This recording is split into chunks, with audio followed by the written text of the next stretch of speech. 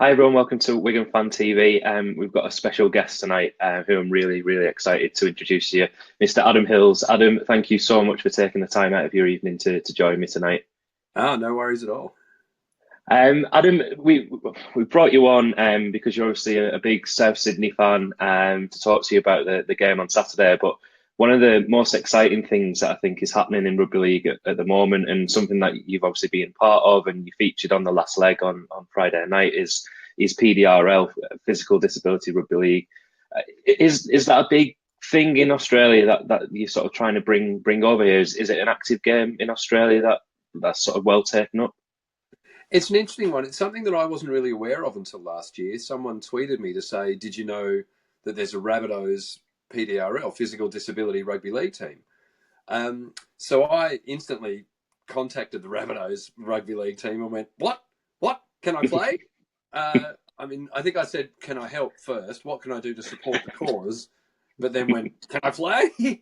um, and they said, "Look, you could play if you're in Australia, but seeing as you're in England, why don't you contact the Warrington Wolves because they've been in touch and they want to start up their own PDRL team." So I talked to a guy called Neil Kelly at the Wolves Foundation and said, "Look, what are you guys up to?" And they hadn't kicked it off yet. They were working out how to, and I said, "Look, I want to do anything I can to help." So they arranged a bit of like an exhibition at a captain's run for the last home game of the year Okay. to drum up some publicity. And then that became an open trial session a month later, and then Leeds jumped on board and the Rhinos set up their own team. And now we played a game last weekend, first Yeah. ever game of PDRL in Britain.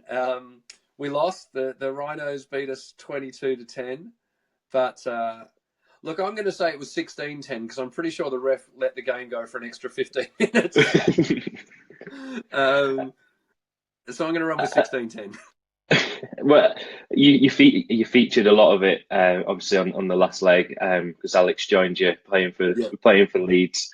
And I think if anybody wants to see any clips from the game, I think the Warrington Wolves Twitter page has some videos which I think unfortunately one of the videos is an intercept try off one of your passes, if I remember rightly.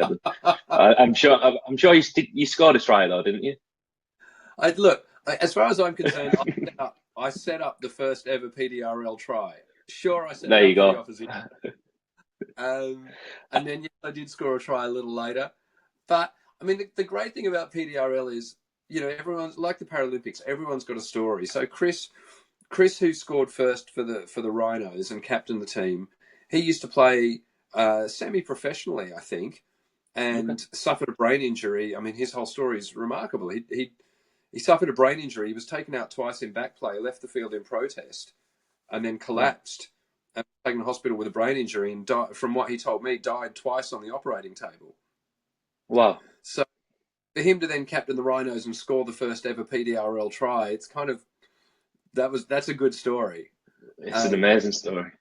but then having said that, it could have been Dan on our side, who's an army guy who lost his leg in a cycling accident 4 years ago and hasn't played rugby since. Uh, it could have been Jason, who was born with one hand deformity. I mean, it could have been Alex Brooker as well. So, Yeah. um, yeah, look, it was a great game. What I really wanted out of the game was for the crowd to realise how hard everyone was hitting each other, and they did. Like you could hear the crowd just kind of going, "Oh," because there was some really heavy hits going in, and Well, you got people with disabilities hitting each other that hard. It's yeah. great. It makes people look at disability differently. I mean, I had a quick look when the game was going on. I think again Warrington sort of did a simple tweet of the rules. You've got, Yeah. if I remember rightly, there's two able-bodied players on each side who can Yes. only run 10 meters and can't score tries. Yes, And that's then you've right. got two people on each side who have a bib who can't be tackled. They have to be tagged rather than physically tackled. Is that right? Yeah. Yep. Yeah. So it's quite the rules are. I mean, when I was reading it, it is physical rugby league. You know that there's no, obviously you've got the two guys who can't be tackled. You've got the two able bodies, but this is disabled people running at each other very very hard. Well, And yeah. I think like you said on the last leg on Friday night, choosing how to tackle somebody with a particular disability is got to be a it's got to be a conscious decision as well as an actual physical one. That must be difficult. Yeah, I mean, you don't want to hit anyone too hard, but by the same time, until you kind of feel them out a little bit, and then you go, yeah, I can take that, I can hit that guy, he can take it. So, a couple of the cerebral palsy guys, they're really fast, and Yeah. there's a guy on our side, Josh, he turned up for our final training session, and he is absolutely built. He must. I don't know how often he goes to the gym, but he is rock solid. So he can take a tackle. The thing about cerebral palsy, in particular, is that it's not about being fragile. They're not brittle. It's about getting the muscles all working in the same, in coordination. Okay. So Yeah. that's what cerebral palsy is. It's got nothing to do with strength. So these guys are really strong. Yeah. So, there's, and what was lovely about the game was we'd all hit each other pretty hard, but you'd get up and you go, "Are you all right?" And everyone would check with each other. Yeah. I got tackled and kind of flipped at one point. And then when there was a break in play, the guy who did it came running over and just went, "Are you okay?" And I went, yeah, I'm fine. Are you? Because I know my knee hit your head. And he went, "Yeah, no, I'm all right, dude." So there was a kind of lovely sense of camaraderie about it, that everyone was looking out for each other as well as hitting each other. What's Obviously that was the first game, and I think it was even commented on in the House of Commons at some point. It was congratulated for the first ever game, and I think this is the nice thing about the rugby league community in England as it is in Australia is we support everything. So we've got one of the big things this year is Women's Super League is a big thing this year. Wheelchair rugby is well supported, and I think PDRL is that perhaps that next step that it's another element to teams for us to support. So if Wigan set one up, it's another Wigan side for Wigan fans to support. The same for Warrington. So what do you hope is the next steps for PDRL? Is it a league? Is it to get clubs like Wigan? I saw Wakefield today are on board. So getting other teams involved, is that the next step for PDRL to make it into a league? I guess. Yeah, I mean, it's all happened a lot quicker than we even thought it would. The RFL have jumped on board, which is a thing that, interestingly enough, doesn't happen in Australia. The NRL are separate to the PDRL, but here the RFL have jumped on board, which is great. I mean, we've got a return game against the Rhinos lined up. There's already talk of a game against Wakefield at some point. I can't. There's 5 teams in Sydney, and they've got a competitive league, and in fact, they're playing in the Commonwealth Games in the Gold Coast this year, and there's a PDRL rugby league team. So I can't see any reason why by the end of this year there can't be 5 teams in the UK, and then next year possibly a competition, an actual competition between those 5 teams.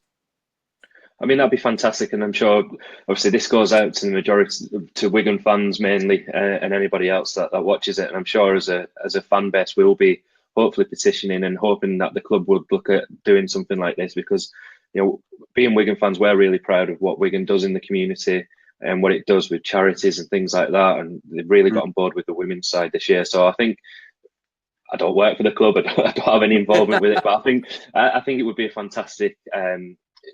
Another team for Wigan to add on, and I really hope that, logistics aside, that they seriously look at being able to do that, because I think it's a fantastic. It looks like a fantastic game. I think that's the thing. It looks like a really competitive game, and like you said, seeing guys with disabilities running at each other hard, it's a physical sport, and I think it will capture a lot of people's imagination. So I think from everybody that watches this, and there's a lot of people that watch this video, not necessarily live on demand, and I think from all of us as rugby league fans, we say to you, well done for taking this, not only PDRL but rugby league onto national television. Just to see rugby league on Friday night was fantastic on the telly. Well, that's the mad thing for me about it, is that I grew up in Sydney, so clearly rugby league is the big winter sport in Sydney. Yeah. And then I remember coming over here, and the first ever club challenge game I went to, when the Rabbitohs played St Helens. I got to Euston Station, and I thought, I'll buy myself a rugby league magazine to read on the train, and I couldn't find one. I was like, why? And then I went up and watched the game, and absolutely loved it. So did we as Wigan fans, by the way. We love that result. Yeah. Not long after that, I went to I think the following year, I went to the Four Nations, Australia v England, here in London. And I did an interview on the pitch at half time. And the interviewer said, do you think you could do for rugby league what you did for the Paralympics? And I kind of said it's a sad state of affairs when it goes disabled sport, then rugby league. But Yeah, I think that's why, you know, I think that's why we were mentioned in Parliament, because there is an MP's rugby union committee, a rugby league committee, I should say. yeah, Um, and I think rugby league fans here tend to band together and form a tighter unit than yeah, in Australia. You know, it's certainly in Sydney, it's the sport. You don't need to band together. Everyone's talking about it anyway. But yeah, here I've noticed there is a real, I mean, there is a, we're trying to make a documentary about this. And through my research, I found that, you know, it's a progressive sport. The first ever black person to captain an yeah. English team, you well know, And won the is it World Cup as League? well. Sorry? And won the World Cup as well.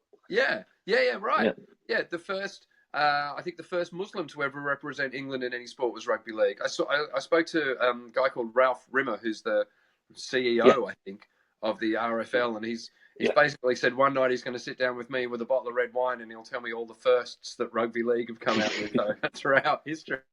So there is a real community sense about rugby league here, and that's why, you know, like the Warrington Wolves got a foundation. I'm sure the Wigan team Yeah, does as well. yeah, And the Wolves, you know, they do dance for disabled people. They do mental health for men. They've got a dementia friendly cafe.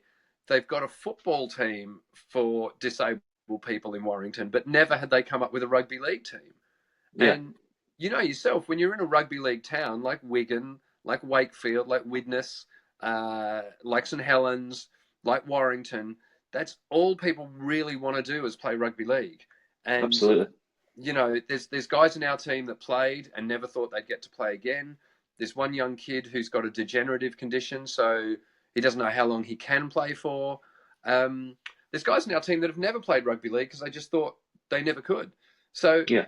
you know, I think this will really be embraced in a way by the rugby league community because it is such a community. Yeah, absolutely.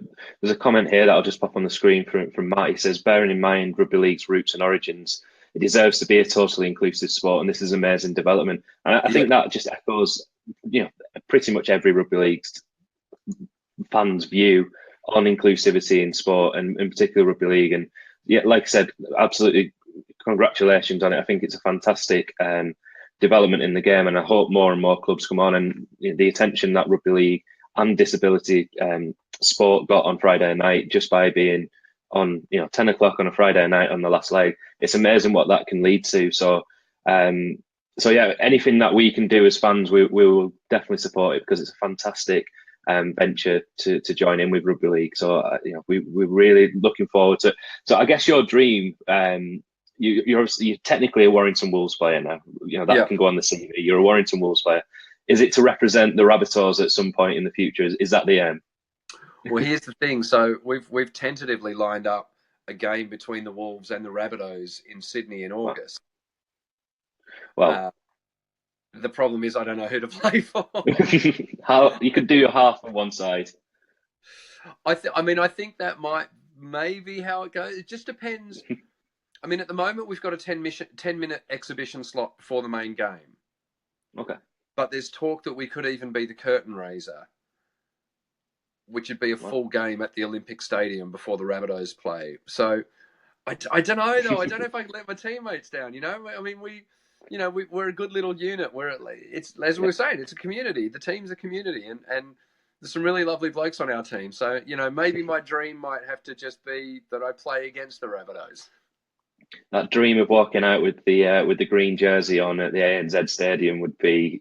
I think that would be too good an opportunity for you to turn down. To be honest with you, because if I had that opportunity for Wigan and I was playing for a different team, I would be putting the Wigan jersey on straight away. So good luck with that. Let's be honest. I think that's going to happen. Yeah, I mean, it's very noble of you to sort of mention your teammates, but yeah, you're going to put the Rabbitohs jersey on. Yeah, so, Obviously, one of the reasons why we asked you on tonight, Adam, is that there's a game on Saturday. Wigan are over in Sydney at the moment. They played in Wollongong on Saturday morning, UK yep. time, and beat Hull FC. It's a trial game, really, on Saturday. It's the Rabbitohs' first hit out, pretty much. there's lots of links between the Rabbitohs and Wigan, both the most successful clubs in each country. There's lots of players that have played either side. Yeah, A journalist from Wigan today, I think, works out that there's 15 players that have played both for the Rabbitohs and Wigan over the years, which is quite interesting. yeah, And obviously, we shared last year Mike Maguire, who was a fantastic coach for us. He won us the grand final over here in the Challenge Cup.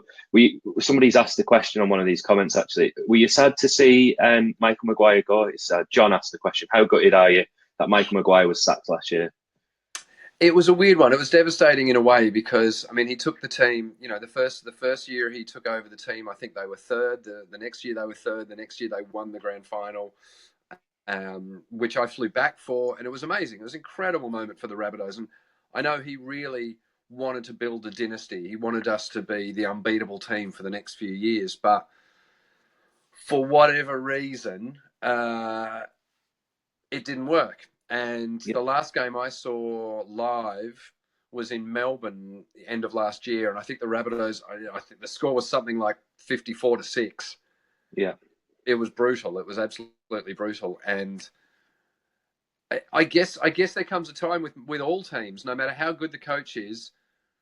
Sometimes I remember watching. In fact, I was watching a Rabbitohs game, and the commentator said, "Look, sometimes it doesn't matter how good the coach is. Eventually, you're just hearing the same words come out of the same mouth, the same way, and they just stop sinking in." So, you know, he did so much for the club. Like he and for all the supporters, we had something to cheer for the first time in ages. But you know, to follow it up with, I think they came 10th or 12th the two following years. Yeah. It's been a hard road since then, and yeah, it's such a shame. Such a shame to see the guy go. I read his book. I've met him a couple of times. He's a really nice guy, and Yeah. but you know, if like I said, sometimes the best coach in the world can just time's up, and you need to move on. So, I mean, I think that's, as Wigan fans, we had him for 2 seasons, and he changed the culture of the club. He brought in one.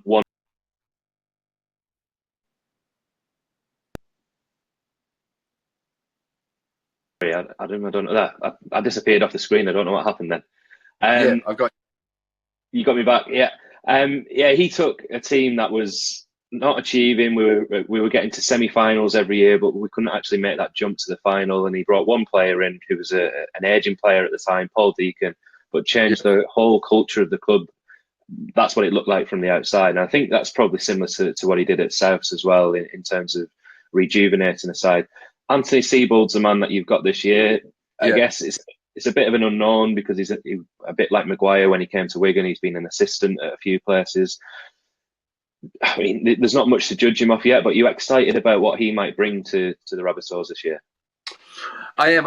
You know, I'm excited by the fact that they had become, I don't know, stale or tired of hearing Michael Maguire. So at least they're going to hear a new voice, which is great. I mean, there's some really good players in there as well. Like getting Dane Gagai is great. He's represented Australia. He's played State of Origin. He's going to be fantastic in the centres. Getting Greg Inglis back from injury is going to be fantastic. And then some of those forwards, Angus Crichton had a cracker of a year last year. Zane Musgrove up in the forward line as well. I think getting the team all together and having the right team out there with a fresh approach hopefully will make a difference. So I'm excited to see those first couple of games. It's going to be interesting this weekend because I don't think Greg Inglis is playing. I hope not. I really hope. As much as it's a trial game, it's a massive game for us as Wigan fans because the opportunity to play an Australian side rarely comes along, and the chance to play an Australian side in Sydney in the ANZ Stadium, you know, is a rare occasion. I think when Wigan went down there and played the Roosters a few years ago, they really didn't represent themselves or Super League very well on the pitch, and we were blown away a little bit by the quality. But I think we're going to basically using a lot of the players on Saturday, like Rabbitohs will. There'll be an extended bench, so there'll be a lot of interchanges, which might take away from the game, I guess, a little bit in the intensity. But to see Sam Burgess up against potentially Sean O'Loughlin and see these English guys up against the Australian guys, and Greg Inglis, if he does play, to watch him against Sam Tompkins is something that's, I guess, a once in a lifetime thing. There's a lot of Wigan fans over in Sydney at the moment. My dad's over there. Unfortunately, I had to pull out at the last minute, but there's that experience for a lot of the Wigan fans to go over to the ANZ and watch such a famous team like the Rabbitohs is just going to be a once in a lifetime opportunity. But what are you hoping for in 2018? Like you said, it was a 12th place finish for the Rabbitohs last year. Is it making the playoffs and see what happens, or are the expectations a lot higher than that, do you think? I mean, I'd hope they're top four, and the way the final series work, you really want to be top four. To just put in some really good, consistent performances would be great. It was really hard to watch them last year. And as you say, this weekend will be a trial. What's really interesting for me about the Super League is I went to the Club Challenge last year when the Sharks played Wigan, wasn't it? Yep. We are World Cup champions until Friday. Good. So it was really interesting after the game. Paul Gallen, the captain of the Sharks, was interviewed, and now I'm going to go back even further. When I went to the Four Nations and I was interviewed on the field, this is going to end up being a compliment to Wigan fans. I'm just going to say this right now. Take as long as you need then. So when I saw the Four Nations, as I walked off the field, the Australian team, both teams ran past, so I had to stay in the tunnel while they went past. And as the Aussies went past, Jonathan Thurston was yelling, 80 minutes, boys, 80 minutes, full 80 minutes. Now, what Paul Gallen said after the game against Wigan was, he said, we always say that when we play an English team or when we play England, because we know that they'll run out of puff at 60 minutes. Yeah. And as long as we play for 80 minutes, we'll have them. And he said, and the problem with Wigan is they didn't run out of steam at 60 minutes. They played for the full 80. Yeah. And he said, doff the hat, well played. And that for me was a great, a moment when that Super League kind of took another step, I think. And that playing the games in Australia and playing against the Rabbitohs this week, I think you're going to see that Super League will step up when they're compared to the NRL.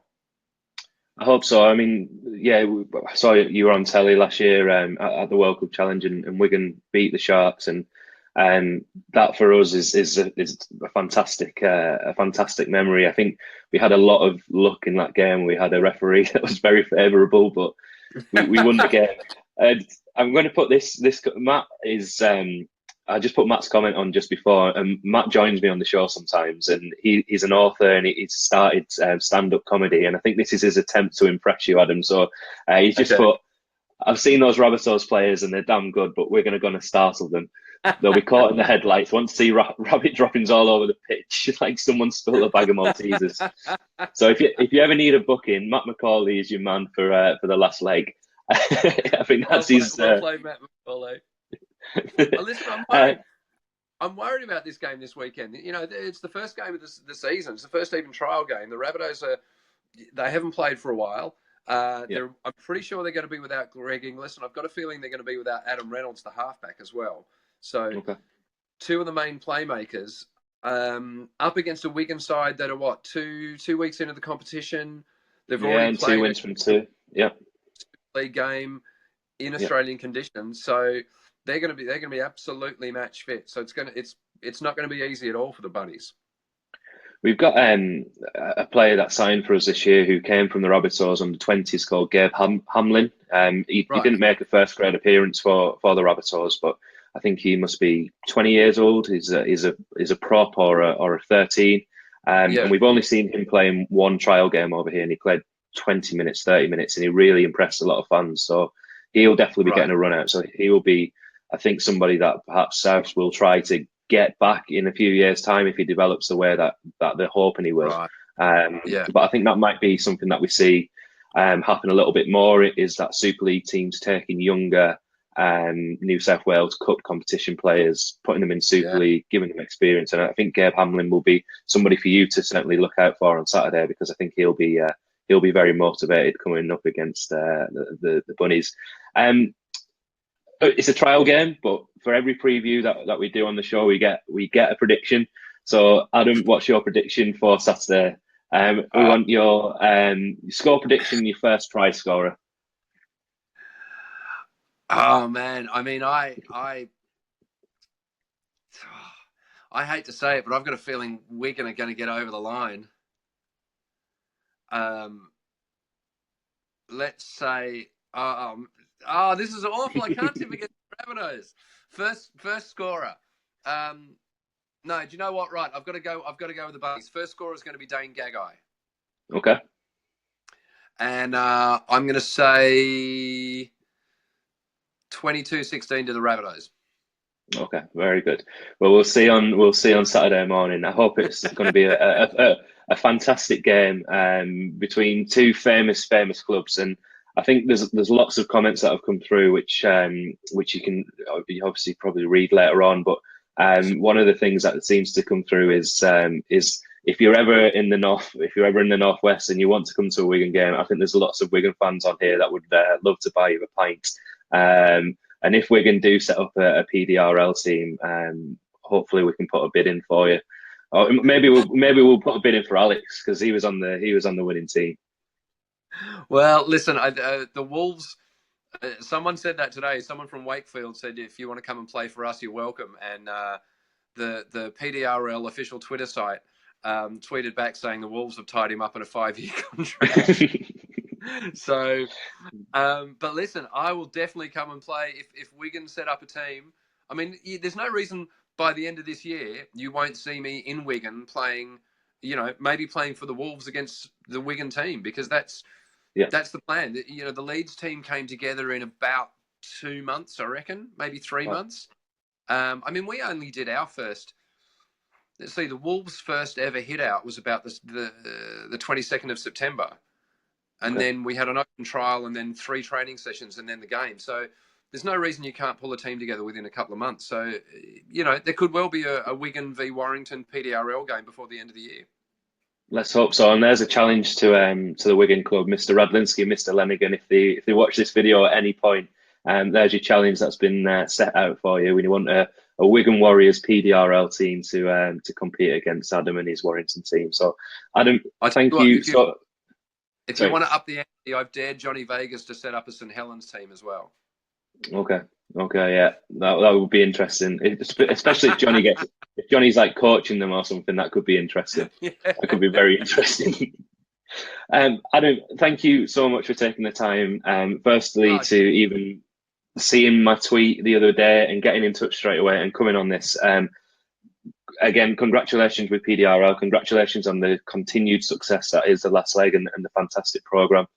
And keep mentioning rugby league on national television. It's appreciated every single time that you mention it. And I hope I've got my South Sydney shirt up behind me. It's a bit dark, you can't really see it. So I hope the Bunnies go well in 2018, but I hope that they maybe struggle a little bit on Saturday. So thanks a lot, Adam, and all the best. Thank you so much. No worries, pleasure. See ya. Cheers. Keep up Bye-bye. the great work. Bye. Cheers.